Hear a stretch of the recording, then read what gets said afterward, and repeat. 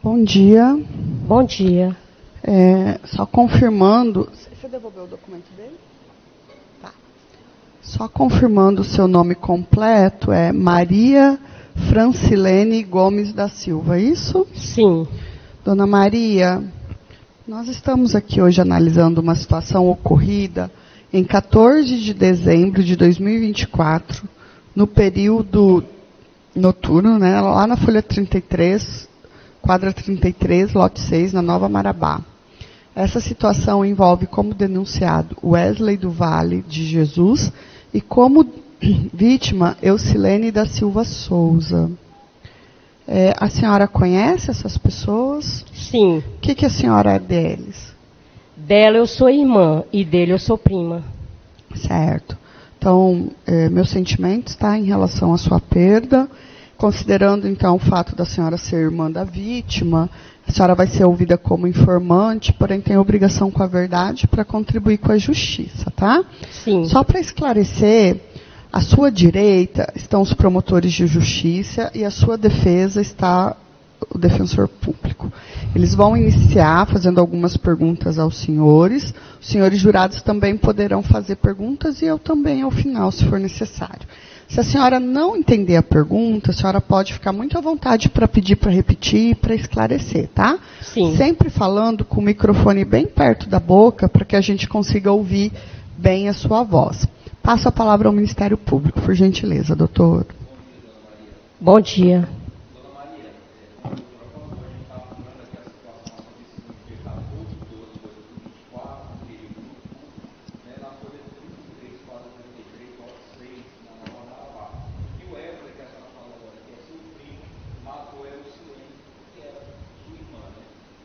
Sim. Meus pesos, a gente sabe que é uma situação difícil e a gente vai tentar ser o mais leve aqui possível, até nas perguntas, para você não precisar reviver tanto essa dor. Dona Maria.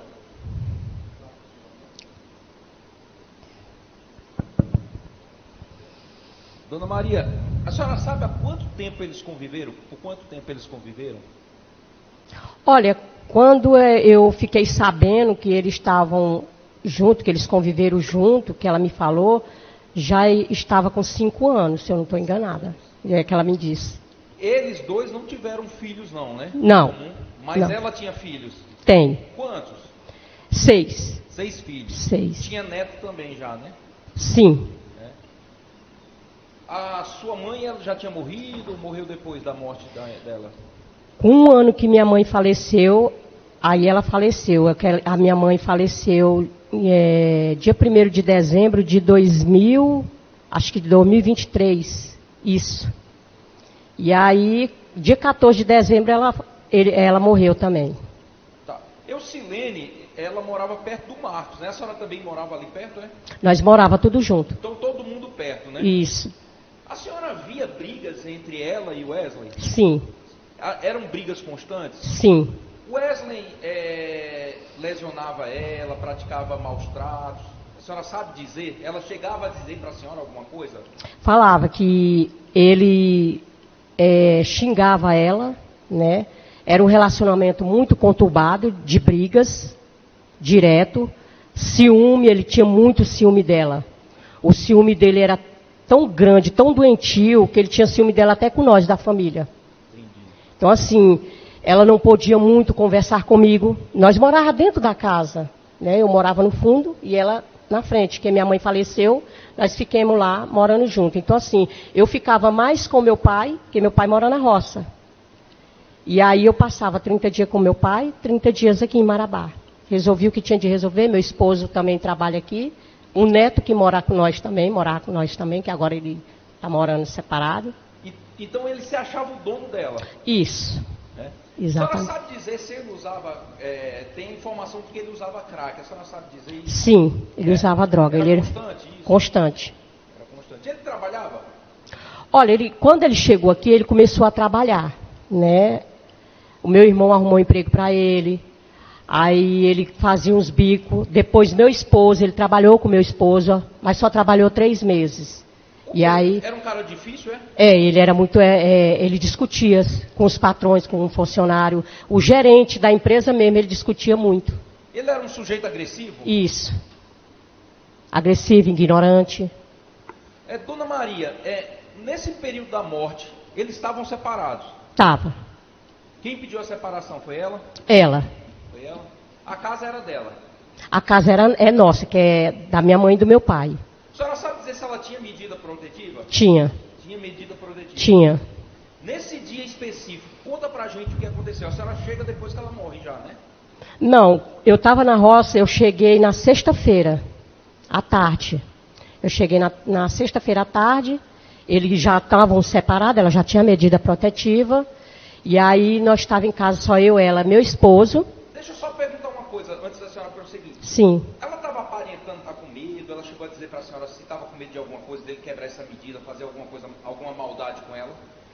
Olha, aparentemente, devido eu ter chegado num dia e ele ter matado no outro, não deu para me perceber. Pode prosseguir então. Aí não deu para me perceber, porque ela estava limpando a casa e minha cunhada estava de resguardo e ela também estava ajudando ao lado, a minha cunhada. Porém, quando foi à noite, ela estava tomando banho para ir para a igreja. A igreja fica perto da nossa casa. E aí, quando ela tomou banho para ir para a igreja, eu tinha saído para ir na farmácia comprar medicamento para mim, porque eu tomo medicamento controlado, né, devido a alguns problemas de saúde. E aí, eu demorei pouca hora, eu não sei assim mais ou menos minuto que eu demorei. Eu sei que quando eu cheguei em casa, eu vi o portão escangaiado e uma pessoa esticada na área. E aí eu estava dentro do carro com meu esposo, aí eu fui e falei assim, quem é aquela que está deitada? Ele falou assim, deve ser as filhas da vizinha, que a vizinha sempre está lá em casa com as filhas. Aí eu escutei os gritos, quando eu escutei eu digo, não, estão gritando lá dentro de casa. Aí nós saímos rapidamente de dentro do carro e entramos. Quando nós fomos entrando no portão, que estava aberto, ela estava esticada na área, agonizando. Aí a minha cunhada chorando com a vizinha, e eu falei, gente, o que foi que aconteceu? Aí a minha cunhada, mas a vizinha disse, o Wesley, que acabou de matar a Iocilene, deu uma facada nela. Aí eu, naquele desespero com meu marido, pedi ajuda dos vizinhos, coloquei ela dentro do carro e levei ela no hospital. Para ver se a gente poderia, né, socorrer, que eu queria minha irmã viva, né, e eu sempre falando com ela. Iocilene me responde, tu tá bem, tudo bem, fala comigo. E a gente correndo para ver se conseguia salvar a vida dela. Só que quando chegou lá, ela já estava morta. Ela respondia, senhora? Não respondeu. Que quando chegou lá, que a médica falou, não, isso aqui já está morta. Aí eu entrei num desespero muito grande lá no hospital. E daí eu não me lembro de mais nada. Entendi. Dona Maria, eu vou fazer a última pergunta e vou passar para o meu colega para ele complementar, se for necessário. Seu irmão esteve aqui anteriormente, você exaltou um pouco, a gente tem, porque vocês são familiares dela, eu até saí ali, na hora que eu falei com ele, ele começou a chorar. O que a morte dela trouxe para vocês, para a família de vocês? Como era? Doutora, doutor, eu vou combinar essa questão toda a respeito ao doutor Edson, porque é uma pergunta subjetiva, né, doutor? Então não está relacionada aos fatos, com todo respeito ao mistério. Doutor, eu só vou perguntar então a consequência psicológica, porque como tem até o pedido de indenização, eu acho que essa pergunta não fica descontextualizada, porque tem pedido de indenização. Pedido de indenização, excelência, tem que ter o valor. O STJ acabou de decidir que não adianta o Ministério só pedir o valor de indenização, ele tem que mencionar o valor para que seja estabelecido o contraditório. Pois então, mas o senhor impugnou essa ponta lá na contestação? Não, mas a pergunta é subjetiva, né? Não, mas, Doutores, então vamos lá. Eu pergunto as mais... O psicológico do júri precisa nem resposta, né? Mas, enfim. Não, doutor, então... Pois, pode objetivar. Bora para frente. Deixa eu só fazer a última pergunta. Vai complementar?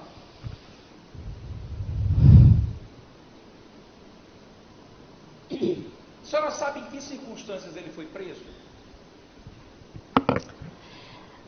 Eu acredito que foi pela morte dela, né? Não, quem prendeu ele? A senhora sabe dizer se foram populares, se foi a polícia? Quem prendeu ele? Olha, eu não sei lhe dizer, porque naquele exato momento eu estava mais preocupado em salvar a vida da minha irmã. Então, quando eu levei ela no hospital, que a médica disse que ela já estava morta, então que eu entrei num desespero, os médicos aplicaram o remédio em mim, eu não vi mais nada, eu não lembro de mais nada. A senhora sabe dizer depois se foram encontrados encontrada drogas dentro da casa dele? Alguma coisa dele? Olha, droga não foi encontrada, mas foi encontrado um cachimbo. Cachimbo, né? Uhum. Ok. Dona Maria, eu me solidarizo com a senhora e eu finalizo aqui minhas perguntas, tá? Muito obrigado aí pela sua participação. Por nada. Obrigada, doutor.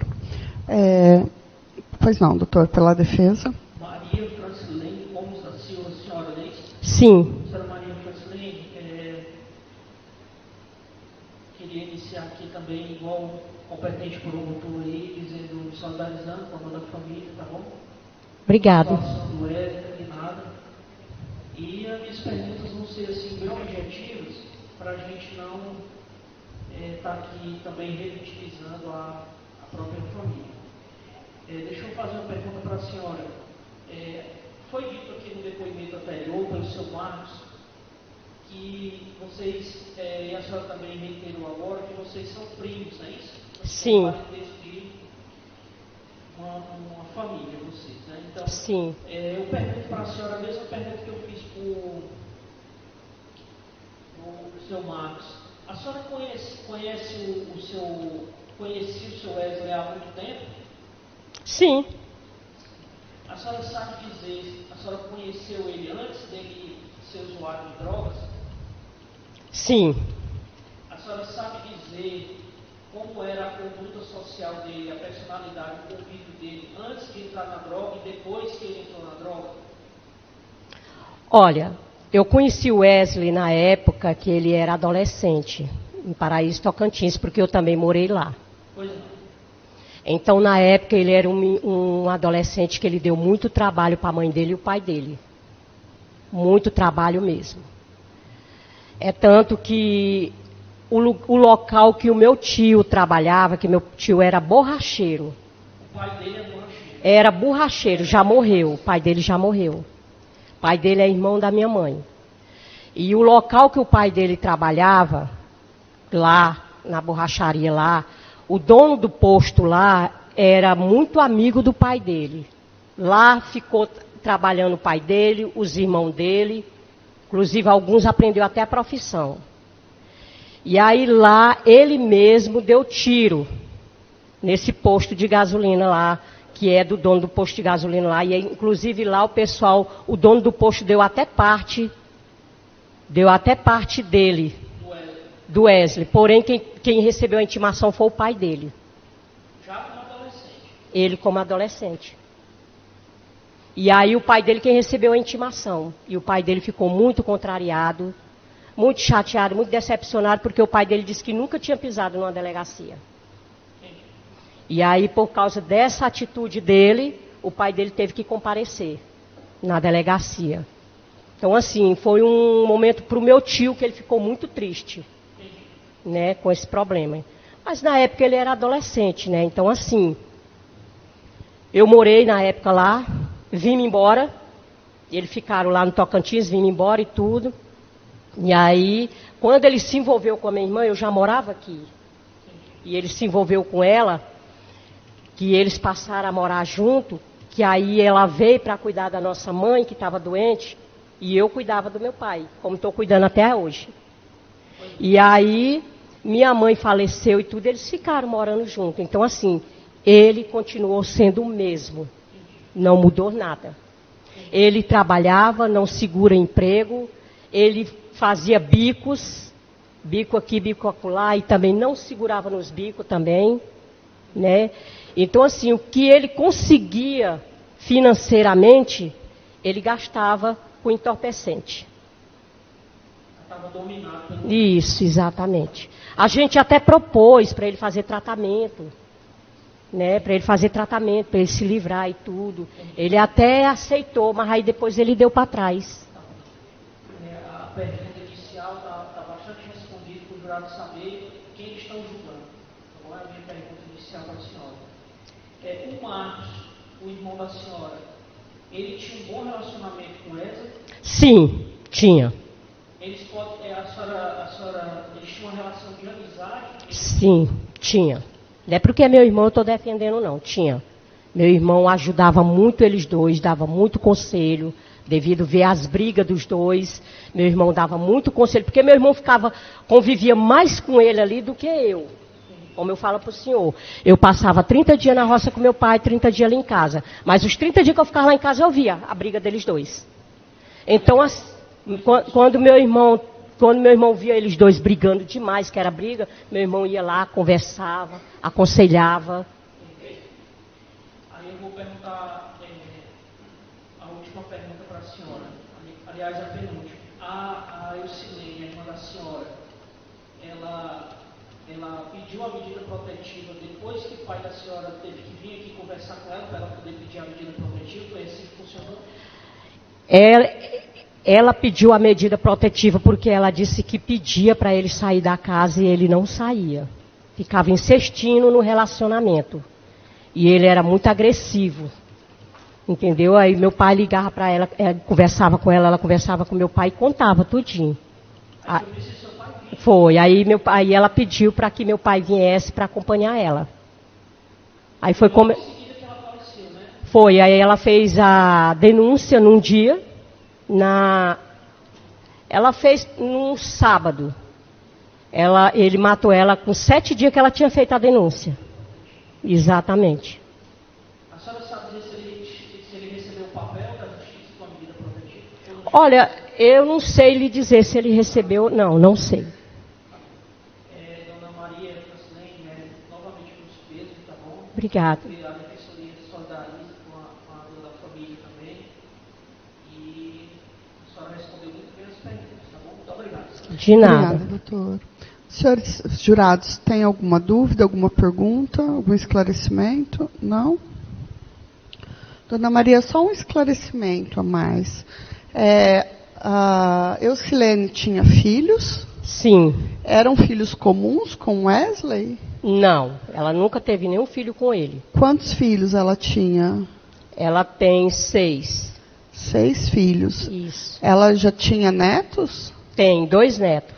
E como que era essa situação dos filhos e dos netos? Dependiam dela, cuidados, como que era? Também. A senhora pode esclarecer se moravam com ela, se dependiam? Não, nenhum morava com ela, mora com o pai. Certo. Com o pai, morava com os pais dos filhos. Isso. Eles moram com ele. Certo.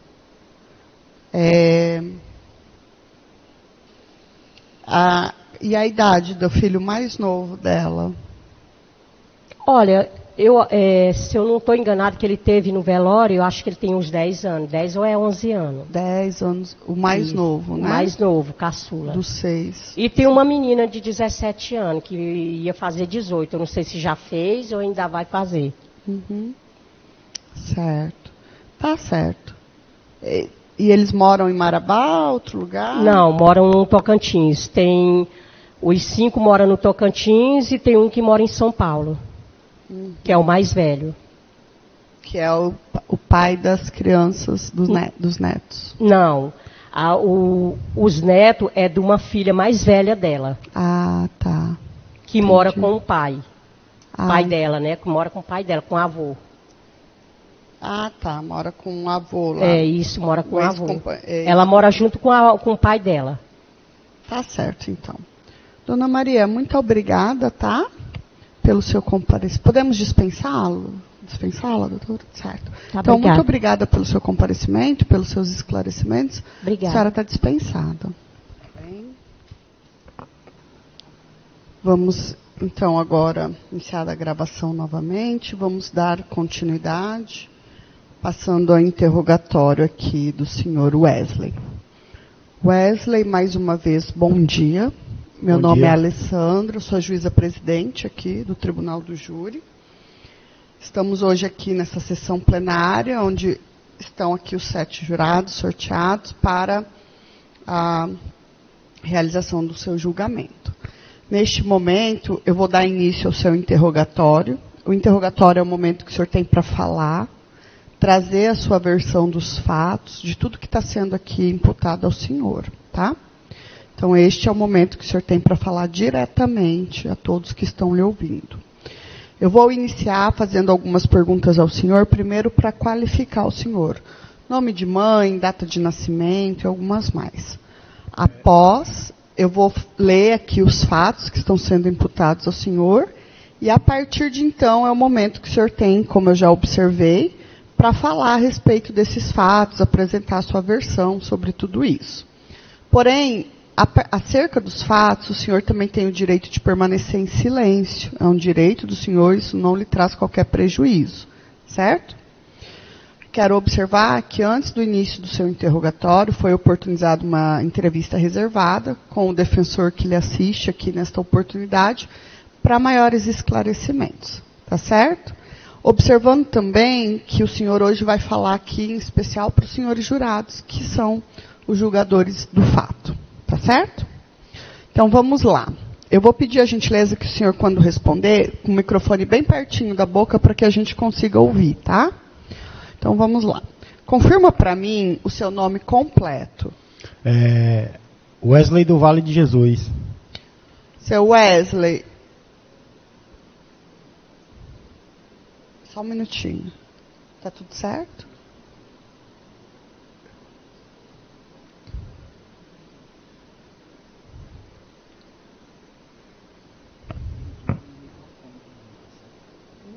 Não tem que ficar. Tem que ficar ligado. O seu tem que ficar ligado. Tá? Tá gravando. Então vamos lá. Estão dando continuidade. Vamos retomar aqui. O seu nome completo, por gentileza? Wesley do Vale de Jesus. Certo. Seu Wesley, o senhor nasceu em qual cidade? Eu nasci na cidade de Araguaína, Tocantins. Qual a data? Dia, mês e ano? 23/7/1985. Nome da sua mãe? Maria do Socorro de Jesus. O senhor tem pai registrado lá na certidão de nascimento? Nome do meu pai? Sim, senhora. Pois não. José Pereira do Vale. Tá. Seu Wesley, o senhor é casado, solteiro, vive em união estável? Vivi em união estável. Né? Tem filhos?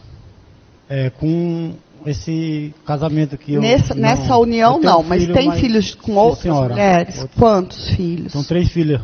3 filhas. Certo. O senhor estudou até que série? Estudei até a 6ª série. Certo. O senhor trabalha com o quê? Eu trabalho como motorista de caminhão. Motorista de caminhão. Uhum. Além dessa situação que hoje aqui está em julgamento, o senhor já teve outras passagens pela polícia? Sim. Sobre o quê? Uma briga de festa uma vez no Tocantins. Quando eu morava no Tocantins. Certo. O senhor já Muito tempo atrás. Entendi. O senhor já teve outros processos na justiça criminal? Eu já tive um processo, mas paguei por ele. Já? Então teve sentença? Teve sentença, mas eu paguei. E onde que foi essa situação? Cidade de Paraíso, Tocantins. Também lá no estado de Tocantins? Sim, senhora. Tá certo. Vamos lá. Com relação aos fatos, agora eu vou passar a leitura, tá? Dos fatos que estão sendo imputados ao senhor aqui na denúncia. Narra os autos do inquérito policial que no dia 14 de dezembro de 2024, no período noturno, na folha 33, quadra 33, lote 6, Nova Marabá, nesta cidade, Wesley do Vale de Jesus matou a sua ex-companheira Eucilene da Silva Souza, mediante golpe de arma branca, em contexto de violência doméstica e familiar por motivo fútil, sentimento de posse ao não aceitar o fim do relacionamento. Infere-se nos autos que a vítima e o investigado conviveram em união estável por aproximadamente 5 anos, e devido ao relacionamento conturbado, Eucilene havia decidido se separar alguns dias antes do crime, bem como solicitou medidas protetivas. Apesar de não aceitar a separação, Wesley saiu de casa no dia 7 de dezembro de 2024, dia em que a vítima foi até a delegacia. Na noite dos fatos, a vítima estava em sua residência, no endereço supracitado, quando em determinado momento Wesley chegou ao local e desferiu um golpe de faca na região do seu tórax. Apesar de socorrida, a vítima evoluiu a óbito. Após o crime, o denunciado tentou fugir, mas foi contido por populares que o foi contido por populares e conduzido até a delegacia de polícia pela polícia militar. Então, seu Wesley, são esses aqui os fatos, né, que o senhor tem imputado em relação ao senhor, tá? O senhor quer falar, prefere ficar em silêncio? O que o senhor quer fazer? Não, eu falo sim. Qual que é a sua versão a respeito desses fatos? São verdadeiros, não são verdadeiros? Lembrando que o senhor está falando aqui para os senhores jurados, tá? Algumas Mais pertinho. Algumas acusações da parte da família, né, que estão me acusando ali. Aqui, ó, pode olhar para eles. Nem todas são verdadeiras, né? Mas confesso sim de ter tirado a vida da Ilcilene da Silva Souza, né? Nesse dia da data do dia 14. E sobre a questão dessa medida protetiva, eu não tinha conhecimento dessa medida. Eu saí devido, foi assim o acontecido, devido a Ilcilene com a irmã dela ali, Maria Francilene ali, né? Eles estavam brigados, Aliás, eles só viviam entre desavença entre eles e irmãos lá, devido a uma herança da mãe deles lá que faleceu, devido a essa casa lá, né? Eu morava mais ela no Tocantins, na época lá no Tocantins eu morei 5 anos, convivi 5 anos e 8 meses com ela. Aí devido a mãe dela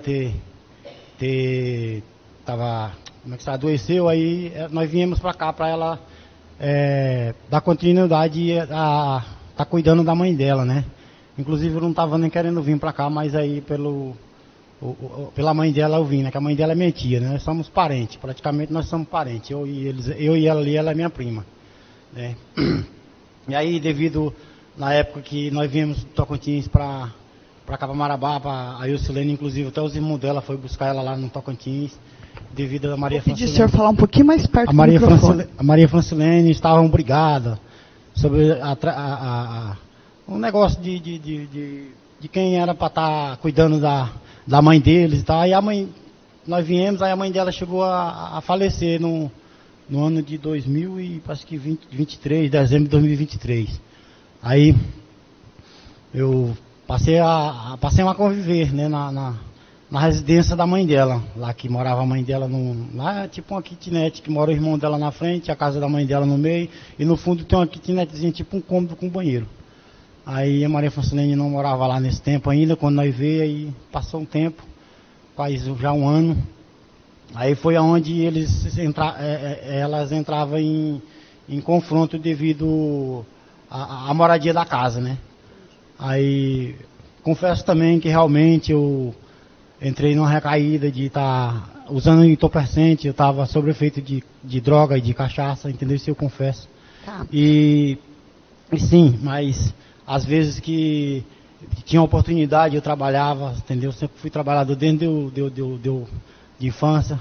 E outra, aí foi no tempo que a Maria Francilene veio a passar para morar junto com nós lá, todo mundo misturado, entendeu? Aí onde é que não... Nessa casa lá. Morava o senhor, a dona Ilcilene? No começo, quando nós viemos de Tocantins, morava só eu e a Ilcilene e o seu Marcos, que é o irmão dela, né? Certo. Aí ela morava de aluguel em outro canto, mas o esposo dela ali...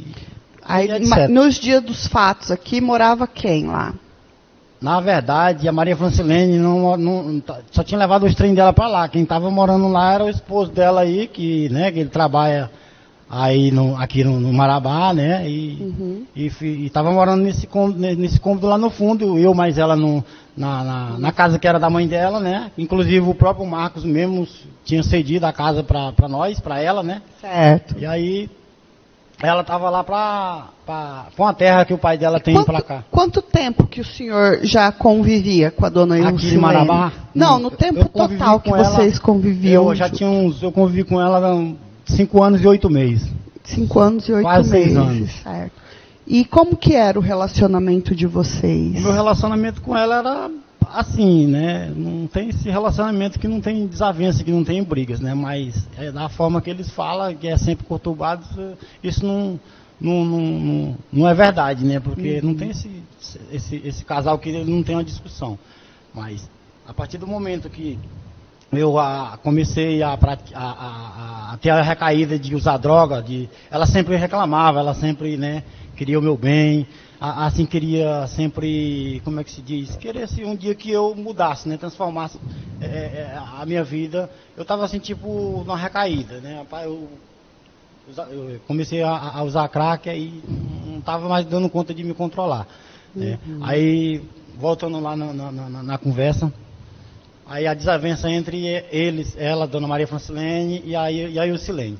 Aí, Dona Maria Francilene, que é a cabeça de tudo lá, né? Que ela que faz a cabeça do pai dela. Então, colocaram na cabeça do pai dela que eu saísse de dentro da casa dela, né? E eu peguei e falei pra ela, falei, é por isso que eu não quis vir morar aqui no meio de vocês, porque eu morei 5 anos lá no Tocantins, dentro de uma casa, eu pagando aluguel mesmo, entendeu? Só entre eu e ela, nós não tinha desavença nem nada. A partir do momento que você convive com um familiar, você sabe quem a conviveu. Entendeu? Então aí ela colocou, a Maria Francilene, colocou na cabeça do pai dela para que eles me retirassem de dentro da casa, né? De dentro da casa deles, inclusive ela já querendo a parte já dominar, ter na casa só sob a dominância dela própria, né? Porque ela que faz como é que se diz, meu Deus, a cabeça do meu ex-sogro lá. Aí tá certo, eu não tive conhecimento dessa medida protetiva. Simplesmente no dia do fato que ela, depois que eu fiquei sabendo que ela foi à delegacia da parte de mim, foi incentivada pela Maria Francilene e pelo irmão dela que mora em Anapu, né? Um outro primo meu lá, o J. Nilton que fala o nome dele lá. José Nilton, aí e veio o J. Nilton, irmão dela, não sei se ela veio, acho que se ela veio, ficou na casa da filha dela para lá. Aí veio esse J. Nilton e o meu ex-sogro, colocaram ela dentro do carro, entendeu? Nesse dia eu tava lá na casa junto com ela, já estava arrumando para mim, eu tinha arrumado um serviço lá em Paraupebas, como eu trabalho de motorista, entendeu? Eu já tinha ido a primeira vez, tinha feito um teste lá para trabalhar até na Vale, eu tinha passado no teste, aí depois eu voltei para estar trabalhando aqui, eu trabalhava aqui até pro senhor Raildo aqui puxando peixe, do Tocantins para cá. Aí o irmão dela botou ela, praticamente forçou ela a ir na delegacia. Ela falou assim, ó, Wes, tu vai trabalhar lá no Paraupeba, tu arruma um dinheiro, entendeu? Arruma um dinheiro para que quando tu voltar, entendeu? Nós em momento algum ela estava falando para mim sobre questão de separação, entendeu? Então eu acreditei na versão dela, eu peguei, fui para Paraupebas, aí já tinha uma semana que eu estava para lá, aí eu tinha mandado mensagem para ela, falei, eu vou aí. Aí foi no dia que deu o acontecimento, né? Eu não sabia que a Maria Francilene estava aqui em Marabá, porque ela ia lá para casa do pai dela, para a terra do pai dela, ela só vinha de mês em mês, de 2 em 2 meses, ela nem, entendeu? Eu não sabia que eles estavam lá. O dia do acontecimento é o dia 14, isso? Estava só ela na casa lá onde aconteceu o fato. Aí, devido elas estavam brigadas, entendeu? Elas duas estavam brigadas, elas não estavam se falando e nem ela falava comigo. Nós estávamos praticamente todo mundo intrigado. Eu acho que eu só não estava intrigado com o Marcos, entendeu? Mas o povo todo estava contra eu e contra ela ali naquele momento entendeu? Aí, quando eu cheguei, eu tinha mandado mensagem para ela falando para Ilcilene, certo? Falando que eu ia passar lá na casa dela, né? Ela falou, não, pode passar aqui, que até a Maria Francilene, mas o Francisco tinha ido, ela chama ela de Sheila, ela tem um apelido de Sheila, Dona Maria Francilene ali. A Sheila está aqui, mas é o tempo de eu passar aqui, é o tempo de eu conversar contigo. Fora que eu cheguei, o portão estava aberto, entrei, como costumava fazer, entendeu? Então eu tinha passe livre na casa do Marcos, passava primeiro de frente à residência do Marcos.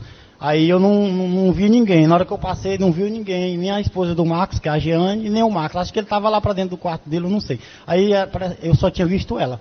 Ela estava, parece que, lá na mesa, não sei se ela estava jantando, não sei o que era. Eu passei e entrei lá para dentro da casa. Aí foi a hora que eu pedi o celular dela, né? O celular dela para mim transferir um Pix, né?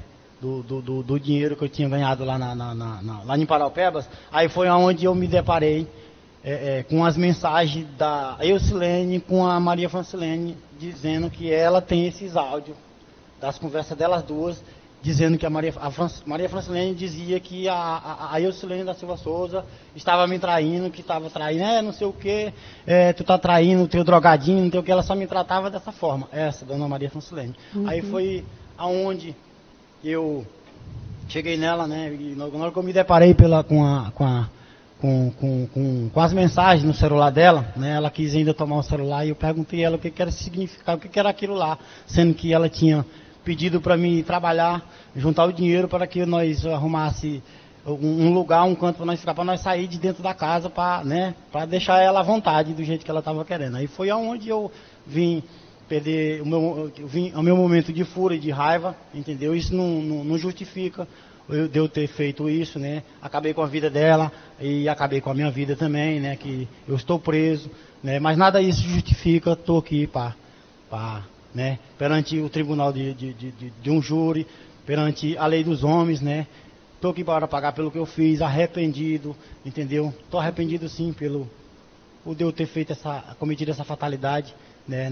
Se fosse para mim voltar no passado, voltar atrás, eu não faria, da mente que eu estou hoje, graças a Deus, lá no presídio, a partir do momento que eu venho sofrendo lá dentro, entendeu? Não estou me vangloriando, porque a família dela também, eu creio também que está sofrendo também, né? Porque perdeu o ente querido, isso também não justifica, né? Mas, e que horas tudo isso aconteceu, mais ou menos? Eu me lembro a base de umas 10 horas da noite, eu acho 20, que foi por aí, eu não me 22 lembro. horas. Isso, aí na hora que eu entrei, na hora que eu cheguei no portão, do lado da casa tem um barzinho lá de um senhor, eu não sei como é que é o nome, aí tinha um pessoal bebendo, entendeu? Inclusive até um vizinho lá me conhece, inclusive até esse senhorzinho do bar lá, toda vez quando eu ia pro meu serviço, que eu passava, eu cumprimentava ele. Aí, na hora que aconteceu essa fatalidade de eu ter perdido a minha cabeça, de eu ter vi meu momento de fúria, aí eu olhei para cima eu perguntei a ela o que significava aquelas mensagens, né? Se era verdadeira, que aquilo que se realmente ela estava fazendo aquilo comigo, né? Aí eu olhei para cima da pia lá, como costume ela fazia de lavar as louças todo dia à noite, aí foi o momento que eu vi aquela faca e peguei aquela faca e desfaleci um golpe nela que em momento algum eu imaginaria de tirar a vida dela ali naquele momento, né? Que eu tô aqui, como é que se diz? Eu estou falando, né, que estou confessando que realmente eu dei um golpe de faca nela, mas em momento algum, porque se eu tivesse intenção no momento de ir, eu não tinha dado só um golpe de faca. Em momento algum eu imaginaria que ela vinha a estado de óbito, né, que ela veio chegar a estado de óbito lá no hospital, depois que eu fiquei sabendo no presídio, né. Mas isso aí é que nem eu venho falando, não justifica. E hoje, lá dentro do presídio, eu entreguei minha vida para Deus. Hoje eu venho aprendendo um pouco da palavra do Senhor. E o perdão vem de Deus, né? O perdão vem de Deus. Está lá na palavra lá que fala lá em Marcos 11, versículo 25, né? E quando você estiver desorando, se tiver alguma coisa contra alguém, que você perdoa para que o Pai lá de cima perdoa as suas ofensas. Se não perdoar, o Pai de cima também não perdoa. Eu vim pedir aqui, porque nada para Deus é impossível, né? Pedir o perdão da família, Dona Maria Francilene, o Marcos, eu sei que isso não é impossível para Deus você me perdoar, mas o meu modo de me expressar, de me desabafar é esse. E que um dia Deus possa tocar no coração deles, né? Que um dia eles possam me perdoar, entendeu? Pelo o que eu fiz, entendeu? É isso aí, a minha forma de expressar foi essa. Alguma pergunta pelo Ministério Público? Pois não. Bom dia, Wesley. Bom dia, senhor. Há quanto tempo o senhor tinha relacionamento com a Eucilene? Eu tive um relacionamento dela no ano de 2019. Então, na minha contagem, acho que deu 5 anos e 8 meses, quase 6 anos. Vocês eram todos parentes ali? Nós somos parentes. Aliás, meu pai é irmão da mãe dela, da Dona Maria Francilene. E nós somos primos. Você sabia, então, que a Dona Eucilene tinha vários filhos, né? Tinha filhos, O tinha. mais novo tinha quantos anos? Senhor, eu não sei distinguir mais ou menos a idade dos filhos dela, não. O senhor sabe que ela tinha netos também? Tinha sim. Ela ajudava eles? Senhor, eu vou ser sincero com o senhor. Ela não ajudava, não. Não? Não. Ou o senhor não Ajudava, não. Assim, não tô... como é que se fala? Mas no meu ponto de vista eu não vi ela ajudando, não. Ela só tinha comunicação com eles. Com os filhos dela, ela tinha comunicação, mas... Ela pediu para o senhor sair de casa, não pediu? Se ela pediu para me sair de Sim. casa, devido à confusão... Ela pediu para o senhor sair de casa? Se ela pediu para mim ir para Paraupebas lá trabalhar. Então ela pediu para o senhor sair de casa. Sim, E não tinha queria mais pedido. relacionar-se com o senhor, né? Não, ela não falou, não tinha relacionamento comigo. Ela pediu para mim trabalhar, juntar o dinheiro para mim alugar uma casa para nós sair de dentro da casa do pai dela. Foi isso que ela... Deixa eu dizer para o Sim, senhor, senhor. segundo todas as testemunhas, o senhor tinha um ciúme excessivo dela, batia nela e praticava violência contra ela. O senhor praticava Isso aí nunca trisquei a mão nela, eu. O senhor Nunca. teve uma medida protetiva que o senhor disse que não teve conhecimento. Não tive né? conhecimento. Nas medidas protetivas, a mulher vai lá e ela faz um formulário. Ela assina um formulário. E lá nesse formulário, ela coloca que o senhor perturbou, perseguia ela, disse, se você não for minha, não será de mais ninguém. Diz que o senhor já forçou ela a fazer sexo. Aí... Isso aqui está no formulário que ela faz lá na delegacia. Ela também colocou que o senhor proibiu ela de visitar familiares e amigos. Lá no item 5 tem vários subitens que depois eu vou mostrar para os jurados. E ela especificou 3 subitens, né? Ela especificou o subitem de se você não se for minha, não será de mais ninguém, que o senhor perturbou, perseguiu e que o senhor proibiu de visitar familiares e amigos, o que coaduna com o que a família dela falou aqui. Por que o senhor proibia ela de visitar Eu os nunca familiares proibi e ela amigos? não, senhor. Nunca proibi ela não, senhor. Isso aí não procede. Isso aí Porque não... ela foi na delegacia e é ela que assina toda essa documentação. Tem mais coisa aqui dentro do pedido de medida protetiva. Se o senhor disse que não fazia nada com ela. Não existe uma pessoa ser dominada por outra não, senhor. Não existe, eu nunca forcei, eu nunca obriguei. O senhor está me chamando, o senhor está querendo me chamar que eu sou estrupador. Eu nunca precisei Deixa eu disso, dizer para o senhor, eu não estou dizendo nada, senhor, eu estou falando aqui. Estão me acusando aí. Calma entendeu? aí. Eu estou dizendo aqui o que ela colocou aqui. O seu defensor está vendo, ele sabe também que tem esse documento aqui que eu vou mostrar para os jurados. Ela disse isso aqui no documento. Eu estou perguntando para o senhor se é verdade, se é mentira. Eu estou falando que isso nunca procedeu, senhor. Ok, então entendeu? vamos prosseguir. Não procede então. isso não. Então vamos prosseguir que não é debate aqui. Eu faço as perguntas e o senhor responde. Sim, senhor. Tá ok?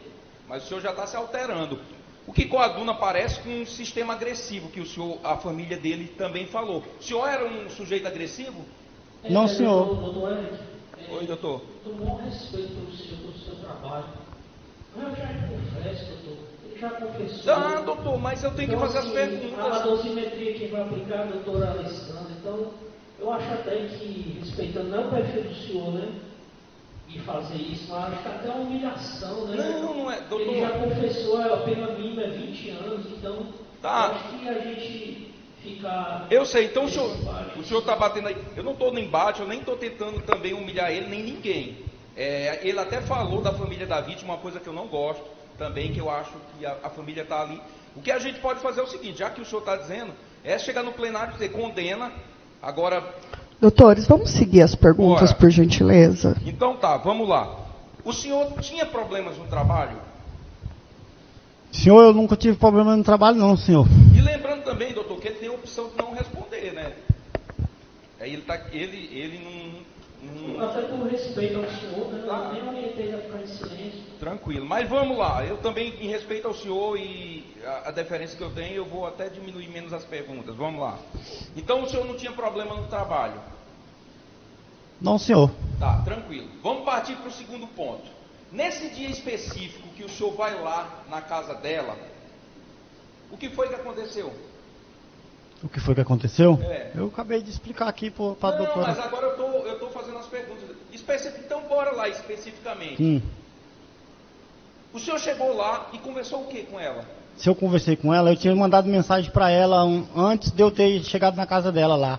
E ela falou que a dona Maria Francilene tinha chegado lá da roça, que nem eu costumava ela falar, e não podia passar. Ela falou assim, tu podia passar aqui, aí eu converso contigo, aí daqui tu vai lá para onde É essa conversa. Quando o senhor chegou lá, se o senhor disse que ela de forma tão amistosa disse, vem aqui, o que foi que aconteceu lá quando o senhor chegar?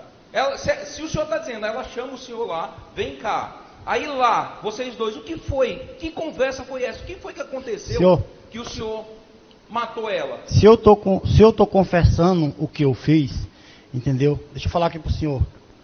Em momento algum, senhor, ela me dizia que ela estava separada de mim, não, senhor. Entendeu? Em momento algum eu tinha conhecimento. Deixa eu só ajudar aqui, tá? Eu tinha conhecimento Deixa eu de medida protetiva. só um minutinho aqui, seu Wesley. Senhora. O promotor, ele quer saber do senhor o que o senhor e a dona Eucilene conversaram no momento que o senhor chegou lá.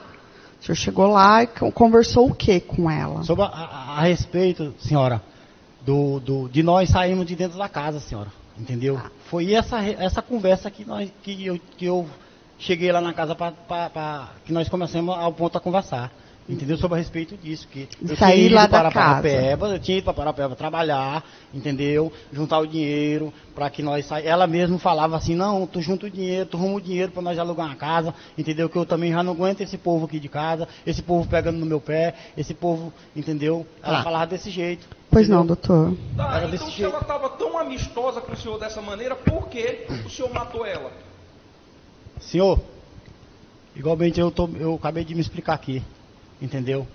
Meu momento de fúria, meu momento de raiva, devido a umas mensagens que eu me deparei no celular dela trocada, as mensagens com a dona Maria Francilene, que a dona Maria Francilene falava nos áudios que ela vivia me traindo aquele Deixa eu drogado. perguntar uma coisa. Isso aí, senhor. O celular era de quem? O celular era de quem? Sim, esse celular da mensagem era de quem? O celular era dela. Dela, o celular era né? dela, Não, só sim. isso que eu quero saber. O celular era dela, Sim. né? Era propriedade Aí dela, não do senhor. No momento que eu peguei o celular dela para transferir um Pix, senhor. Pix de quê? Para mim passar um dinheiro para ela, senhor. O dinheiro que eu tinha ganhado lá da minha diária, lá do serviço, já para nós alugar a residência para nós sair de O senhor dentro da tinha casa. celular? Se eu tinha celular? Sim, senhor, eu tinha celular, senhor. O aplicativo do banco, o senhor tem no seu celular? Se eu tinha um aplicativo de banco, No seu celular? eu usava 2 aplicativos da Caixa Econômica Federal e do Nubank, O senhor. senhor tem o aplicativo no seu celular? Celular, eu não sei mais para onde foi meu celular não, senhor. Eu quero saber o que o senhor pegou no celular de outra pessoa, que era o celular dela, que o senhor estava separado, para transferir um Sim. Pix para ela. Como assim? Sim, eu tinha transferido o Pix para ela e fui ver se o Pix realmente tinha sido caído na conta dela, que eu falei aqui, eu transferi o Pix na tua conta. Então vamos passar, vamos acreditar que isso seja verdade, que o senhor pegou o celular para pegar um Pix. Aí o senhor foi ler mensagem dela? Foi abrir as mensagens dela? Mas eu vi ali os momentos, ela estava, como é que se fala? Todo mundo estava intrigado uns aos outros, senhor. Tá. Entendeu? Aí eu peguei e fui ver a mensagem. Bora para outra pergunta então. Sim. Quantos golpes o senhor desfere nela? Senhor, como me lembro, eu só efetuei um golpe ali no meu momento de raiva, no meu momento de fúria, senhor. Só um. O senhor estava assim, consciente lá? Não, senhor, acabei de explicar para a juíza que eu estava sob efeito de entorpecente, senhor. Aí só Droga só e álcool. golpe. Esse golpe foi onde? Eu não me lembro, senhor. Não? Eu não me lembro. Ah, tranquilo. Depois, como foi que ficou a situação lá? Ela cai no chão? Eu simplesmente saí de dentro da casa, correndo, desesperado ali. Foi no momento que o irmão dela, o Marcos, para mim não me deparar com ele, para acontecer, né, algo, né? Aí eu saí para fora, saí de dentro da casa, aí esse pessoal que estava no bar do lado, bebendo, aí eu não sei como é que foi, sei que eu saí correndo. Não é um momento para me esconder senhor, de nada, tá. não, entendeu? O senhor disse que estava sob efeito de drogas, foi? Sim, senhor. Mas mesmo assim o senhor ia fazer um Pix? Mesmo assim o senhor teve controle para pegar um celular, para abrir um aplicativo de banco? Mas isso aí que tem... Tá certo, então vamos lá. Eu estou falando a realidade, o que Aí o aconteceu senhor no dia. aplicou esses golpes nela, que eu vou mostrar para os jurados quantos foram, e os locais, e o senhor não lembra? Eu não lembro, eu lembro que foi um golpe, eu desferi um golpe nela. Tá. Que eu me lembro, só foi um golpe. O senhor se sentia dono dela? Não, senhor. Não? Não, senhor. Mesmo não se sentir dono, mas do celular dela o senhor se sentiu dono para ver mensagem? Não, eu não se senti dono do celular dela. Ok, sem mais perguntas, doutora. Pela defesa, doutor. Sim, doutor. Senhor Wesley, vou fazer aqui algumas perguntas para o senhor. Seguinte. Quem foi que efetuou a prisão do senhor? Foi a polícia, os populares fizeram a prisão do senhor? Foi assim, doutor Wallace. No momento que eu saí de dentro da casa, que nem eu vinha, eu ia terminar de explicar, esse pessoal lá, que são vizinhos lá, estavam bebendo lá na porta, nesse bar lá do lado. E aí viu na hora, eles viram, eles deram fé na hora que eu cheguei e na hora que eu entrei. Aí na hora que eu saí, correndo, que eu saí de fora do portão, que eu cheguei na rua, aí eu atravessei uma esquina e virei em outra, né, ali desesperado. E aí, acho que no momento que o Marcos, eu não sei quem foi, que chegou e saiu no portão e perguntou, acho que aquele pessoal que estava bebendo, para onde era que se viu eu tinha saído dentro da casa, né? Aí acho que aí tinha um carro, realmente tinha um carro parado do lado do bar, assim, ó. Aí eu já tinha jogado essa bolsa que só constava meu documento dentro, não tinha, disseram que tinha um capacete dentro, mas no momento algum eu cheguei lá, foi a pé, não cheguei de moto, porque nem moto eu tenho, entendeu? Essas acusações aí não são verdadeiras. E aí, eu joguei essa bolsa minha com meus documentos dentro e soltei minha sandália, eu estava descalço, desesperado, aí eu passei uma esquina, outra esquina, e sempre no meio da rua. Em momento algum, tinha chance de eu me esconder num matagal, que tinha um matagal assim que lá, quem conhece lá sabe onde é que era antiga, onde é que iam fazer um antigo shopping. Ali é matagal ali, dava tempo eu pular, eu pensei assim, dava tempo eu pular e me esconder dentro daquele mato, para sair fora vamos supor, do fragante, mas em momento algum eu pensei isso, eu falei, eu vou me entregar para a polícia, entendeu? Aí, quando eu escuto atrás de mim, num momento algum eu estava olhando para trás, só caminhando, aí eu cansei, eu fui caminhando, quando eu virei a esquina, aí eu ia assim para um... Isso, assim mais para dentro, assim, por detrás do antigo shopping. Aí, onde é a construção do antigo shopping lá que ia fazer. Isso. Aí, tinha um casal de senhor, assim, em cima, assim, numa sacada de um prédiozinho, assim, um trem, assim, tipo 2 andar. Um casal de senhor mexendo no celular. Aí eu parei, como eu estava cansado, eu parei de frente a um portão. Aí eu escutei o barulho dos pneus do carro. Eu falei, não, é a polícia, eu vou me entregar, né? Aí quando o carro veio se deparando, e eu andando, caminhando, normal. Aí falou, perdeu, para, deita no chão. Aí foi onde que eu só nem olhei para quem saber quem era. Eu só me deitei no chão, botei a mão na minha cabeça aqui e deitei e eles já começaram a me espancar. Foi essa hora que eles começaram a pular na minha cabeça. Inclusive meu ouvido aqui até estourado por conta disso, né? E foi aonde que as pessoas que estavam dentro do carro, eu creio que essas pessoas eles conheciam o Marcos, eles conheciam o Marcos, porque eu vi eles dizer, aí depois demorou um pouco, depois que eles me espancaram, eu apagava e voltava, aí lá longe eu escutei a voz do Marcos, aí ele chegou, parece, se eu não me engano, ele chegou com a corda, aí eu vi na hora que ele estava me amarrando com a corda, né, aí, isso, me amarrou com a corda, aí eu escutava um deles falar assim, bora Marcos. Aí ele falou bem assim, ele chegou, eu lembro que eu vinha voltando ao normal de novo, eu vi ele falando assim, rapaz, ele acabou de dar uma facada ali na minha irmã. Aí os que já tinham me espancado, falavam assim, bora Marco, bora pegar ele, bora jogar ele lá dentro do Rio Tocantins, amarrado para ver se ele dá conta de sobreviver. Aí eles falavam isso, os parceiros dele lá, parceiro que eu falo assim, conhecido dele, que eu via conhecido, né?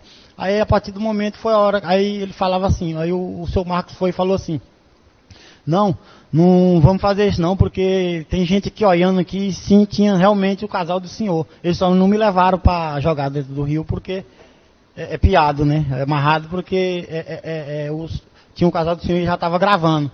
Aí foi a hora que chamaram a polícia. Ele falou, não, moço, tem gente bem que olhando aqui e não vou fazer isso não, já foi acionada a polícia, bora esperar a polícia. Foi a hora que ele falou isso. Aí foi a hora que a polícia chegou e me jogaram lá dentro do camburão. Aí foi isso que aconteceu. O senhor narrou essa situação aqui, foi muito insistente, foi muito as perguntas, né? Foi muito do Ministério Público. perguntar também o senhor teve essa história do Pix, eu acredito no senhor, mas também o senhor estava um pouquinho de ciúme dela? Se eu tinha um pouquinho de ciúme dela? Estava no celular?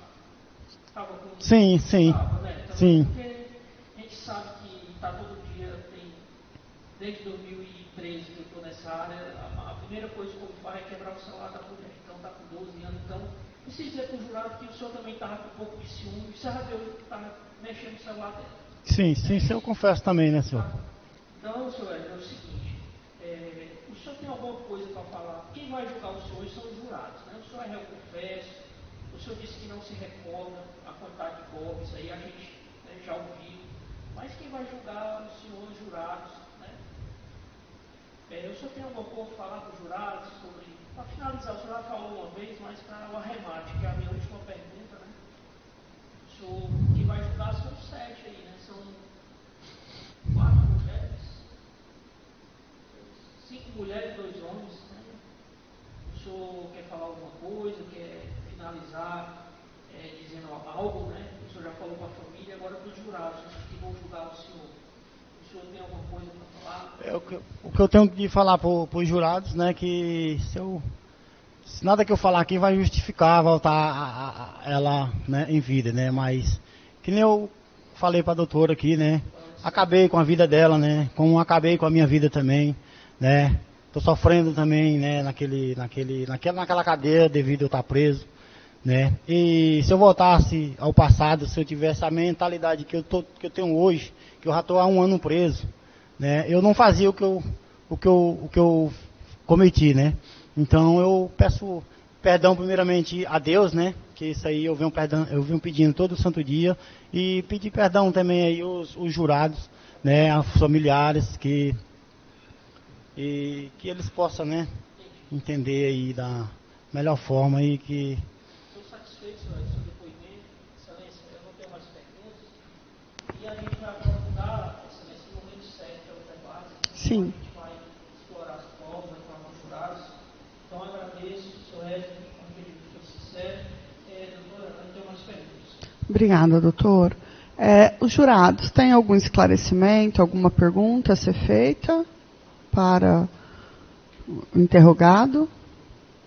Não? Adoto como relatório o apresentado ao ID 14.14.70.388.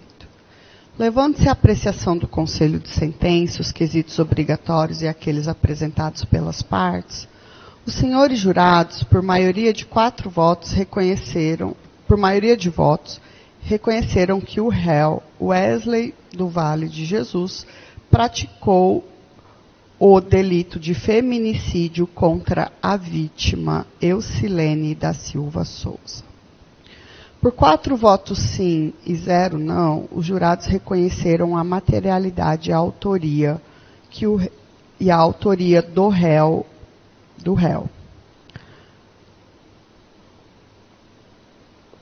Reconheceram que o réu foi o autor do golpe da faca que vitimou Eucilene da Silva Souza. Por 4 votos não, negaram a absolvição do acusado. Em todas as votações, atingida a maioria ou inexistindo voto diverso, elas foram interrompidas, evitando a unanimidade, bem assim a quebra do sigilo, nos termos do artigo 483, parágrafos 1º e 2º do Código de Processo Penal. Diante do veredicto do Conselho de Sentença, o acusado, Wesley do Vale de Jesus, restou condenado pelo crime previsto no artigo 121-A, parágrafo 1º, inciso 1 do Código Penal, em desfavor da vítima Eucilene da Silva Souza. Passo, pois, a dosimetria da pena na forma analítica prevista no artigo 59 e 68 do Código Penal. O tipo penal do feminicídio autônomo, previsto no artigo 121-A do Código Penal, possui pena de 20 a 40 anos de reclusão. Analisando as circunstâncias judiciais do artigo 59, observo: a. Reputo desfavorável a culpabilidade do réu diante da intensidade do dolo exercido, uma vez que este empreendia constantes atos de perseguição com ameaças de morte em relação à vítima.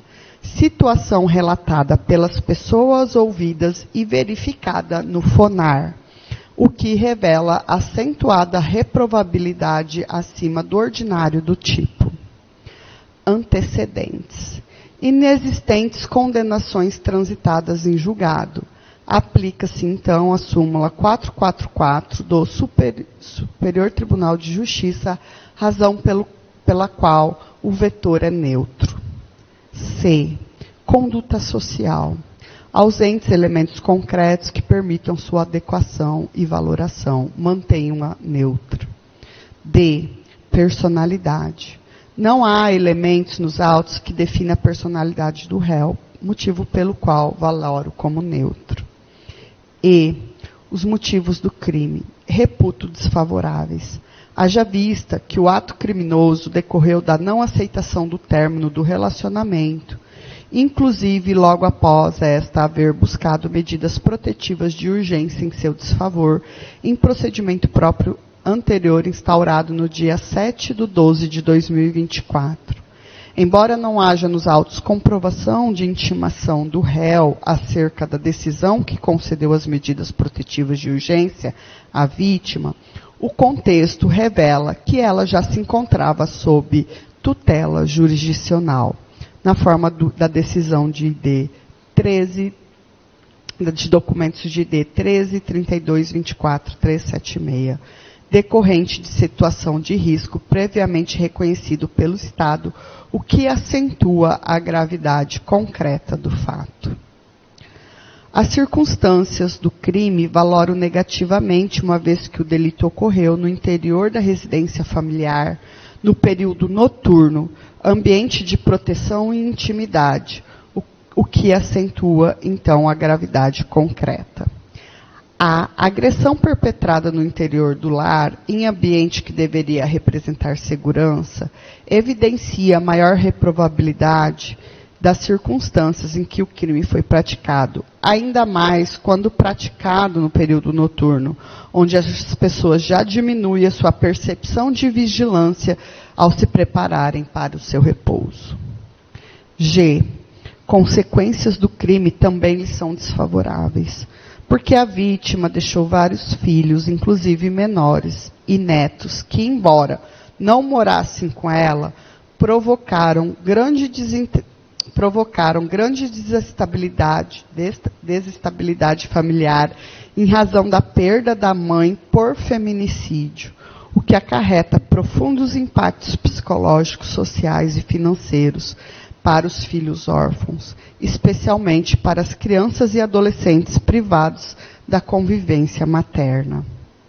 Comportamento da vítima. Inexiste contribuição causal para o fato delituoso, circunstância neutra. Desta feita, há 4 circunstâncias judiciais desfavoráveis, fixo a pena base em 32 anos de reclusão e 32 anos e 12 dias de reclusão. Na segunda fase, circunstâncias agravantes e atenuantes. O réu confessou o delito, logo reconheço o atenuante e minoro sua pena em 1/6, pelo qual passa a ser a pena intermediária de 26 anos, 8 meses e 10 dias de reclusão. Não há agravantes. Na terceira fase, causa de aumento, inexistem causa de aumento e diminuição de pena. Assim, fica o acusado Wesley do Vale de Jesus condenado definitivamente à pena privativa de liberdade de 26 anos, 8 meses e 10 dias de reclusão, pelo crime de feminicídio, nos moldes tipificados na inicial e reconhecido pelo Conselho de Sentença nesta oportunidade. Da fixação do valor mínimo da reparação dos danos. Nos termos do artigo 387, inciso 4, do Código de Processo Penal, havendo pedido expresso, conforme ID 13.49.19.487, cabe ao juízo criminal fixar o valor mínimo para reparação dos danos morais decorrentes do delito. À vista da natureza do delito, a repercussão emocional típica desses casos e da necessidade de efetiva compensação simbólica, fixa o valor mínimo em R$20 mil a título de danos morais, em montante adequado e proporcional à circunstância, sem prejuízo de ulterior complementação na via cível. Observo ainda que, segundo o tema 983 do STJ, nos casos de violência contra a mulher praticados no âmbito doméstico e familiar, é possível a fixação de valor mínimo indenizatório a título de dano moral, desde que haja pedido expresso da acusação ou da parte ofendida, ainda que não especificada a quantia e independentemente de instrução probatória. Deixo de fixar o valor mínimo a título de reparação civil, uma vez que não foi objeto de prova específico nos autos o montante do prejuízo material suportado pelos familiares da vítima, não tendo havido desenvolvimento de contraditório e ampla defesa sobre tal aspecto. Considerando a pena aplicada com fundamento no artigo 33, parágrafo 2º, a linha A do Código Penal, fixo o regime fechado para o início do cumprimento da pena. O réu encontra-se preso desde o dia 15 de dezembro de 2024, sendo irrelevante neste momento para alterar o regime inicial do cumprimento de pena a detração. O tempo de prisão cautelar será considerado pelo juiz da execução penal para efeito de progressão de regime no momento oportuno, conforme o artigo 66, inciso 3, a linha C da Lei de Execução Penal. Da manutenção da prisão preventiva. O Supremo Tribunal Federal, no julgamento do tema 1068 de repercussão geral, passou a orientar que os condenados pelo Tribunal do Júri podem começar a cumprir a pena imediatamente, mesmo que recorram da sentença, o que reforça, no caso concreto, a manutenção da prisão cautelar. Sabe-se ainda que a Suprema Corte, por uma das suas turmas, revisitou o tema, sinalizando que o cumprimento imediato da condenação do Tribunal do Júri mostra-se especialmente adequado nos casos em que a reprimenda imposta seja o regime inicial fechado. Então, diante desta orientação jurisprudencial da Suprema Corte, assim como considerado o regime inicial de cumprimento da pena do réu é o fechado, bem como levando em consideração que não houve mudança substancial no contexto fático desde a decretação da prisão preventiva e ainda que o réu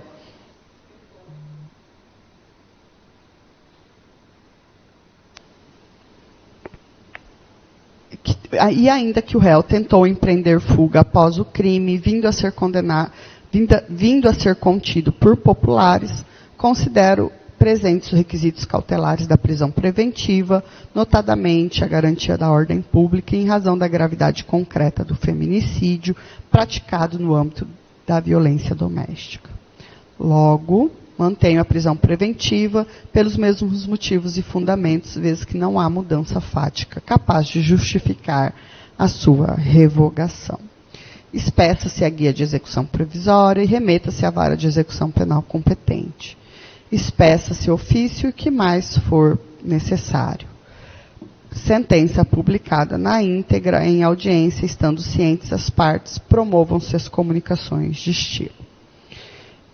Seguem aqui as providências finais, como comunicação, justiça eleitoral e as demais, qual dispenso a leitura, porque são procedimentos relacionados aos cumprimentos da Secretaria. Muito bem, senhores. Os senhores querem se manifestar? Tenho.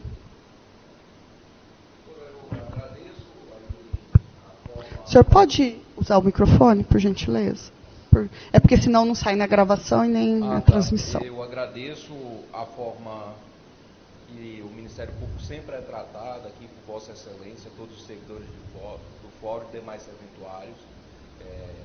Saiba que a recíproca é verdadeira, a gente tem um carinho especial pela senhora, né, como magistrado, e como o doutor Alisson disse, com todos os magistrados aqui de Marabá, né, doutor Alisson, que a gente, todos nós, eu acho, que tem uma convivência muito bacana no desenvolvimento da justiça. O doutor Alisson também, meu respeito, meus cumprimentos, né, está sabendo dos signos mais do que eu tinha esquecido de alguns ali, doutor Alisson. Parabéns, o senhor é um defensor aguerrido, eu vejo o seu trabalho. E o senhor sabe que eu sou um admirador dele, né? Ao meu colega, Jairo, ele já está cansado de saber a admiração que eu tenho, viu, Jairo, pelo trabalho que você está desenvolvendo. A família da vítima, né? A sentença, ela traz um alento. Não traz a vida de volta, mas traz um alento de justiça. Um alento de justiça de que lá na frente essas coisas não acontecerão. Todas as vezes que eu vejo, eu tenho 2 filhas, e eu vejo a morte de uma mulher, eu fico imaginando a mãe, os parentes, o pai.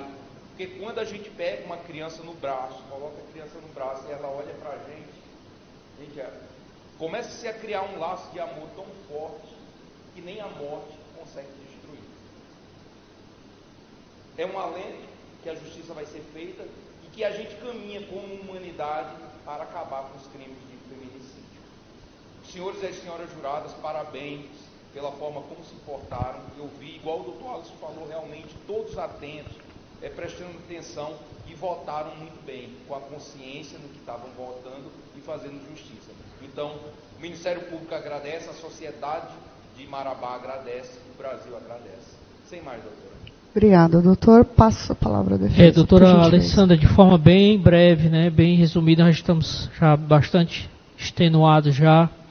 Queria agradecer primeiro a presidência, Vossa Excelência, Tribunal do Júri, sempre uma forma muito llana, né, cortês, parabenizar a Vossa Excelência e agradecer, né, pelas lições do dia a dia, da forma como a gente deve se comportar e também a forma como a senhora preside o Tribunal do Júri e gere a primeira vara criminal, né, a vara que eu conheço muito bem, desde do César Lins, que foi o magistrado quando eu cheguei aqui, e foi passando por outros magistrados, depois veio o doutor Emerson, enfim. Então, parabenizar a Vossa Excelência, a sua equipe, né, de trabalho, da primeira vara, o Bosco aí do seu lado, o Diogo, todo o pessoal, as oficiais de justiça, oficial de justiça.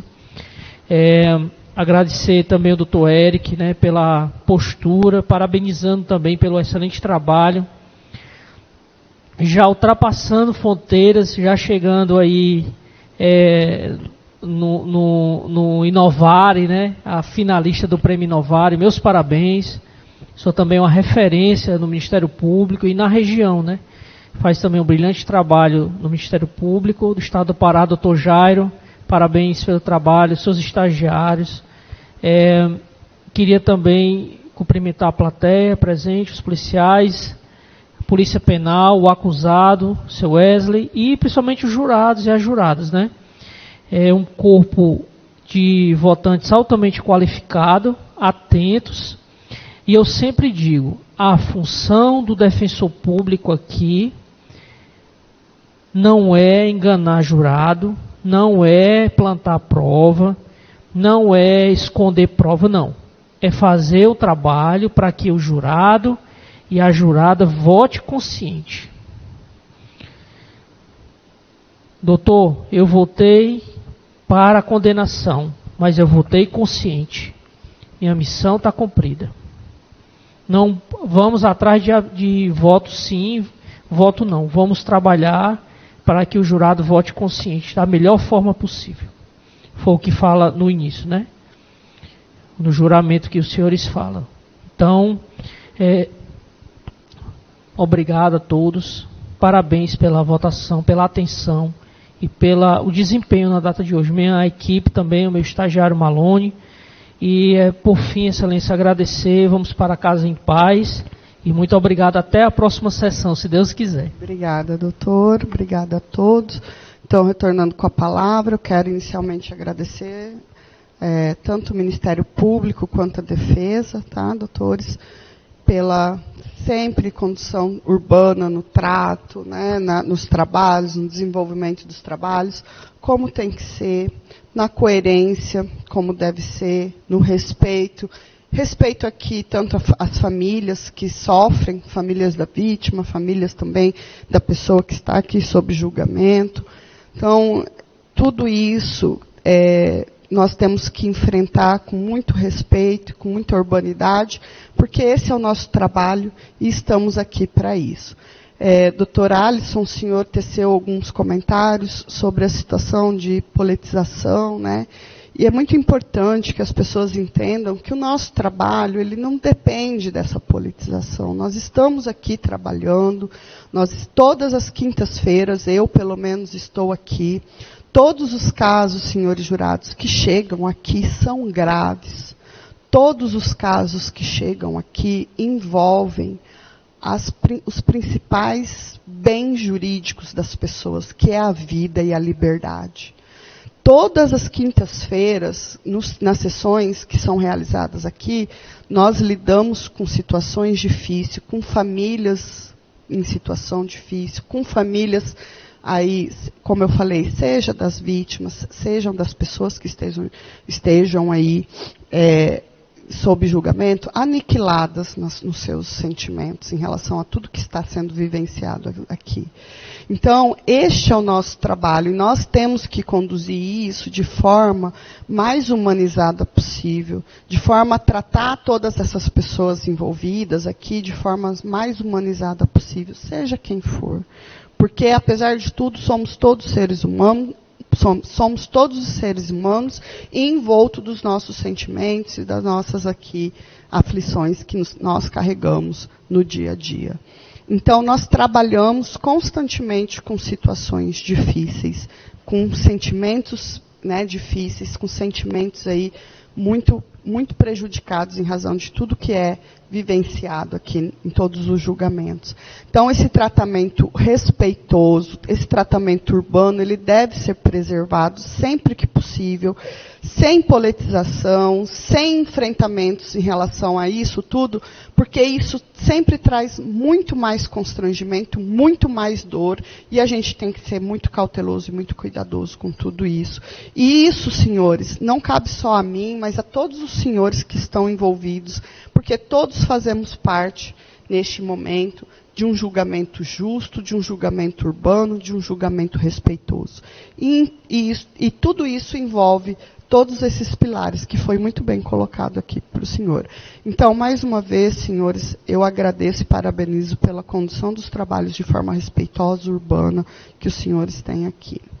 O senhor hoje recebeu, cumprimento o senhor, recebeu a pena que lhe é devida, veio aqui, né, confessou os seus fatos, enfim, recebeu a pena. O senhor vai ter aí o acompanhamento pelo sistema, pela Defensoria Pública, pelo Ministério Público, que vai lhe acompanhar a partir de então, pelo Judiciário também, né, pela Vara de Execuções Penais, e assim o senhor vai poder aí receber a resposta estatal em razão da sua situação, da situação que o senhor aí se vê envolvida, como tem que ser, porque nós temos obrigações e nós temos direitos, mas também nós temos obrigações. E as nossas obrigações são em relação aos nossos atos, e os nossos atos devem ter aí a equivalência da resposta estatal. E aos senhores jurados, eu agradeço imensamente pela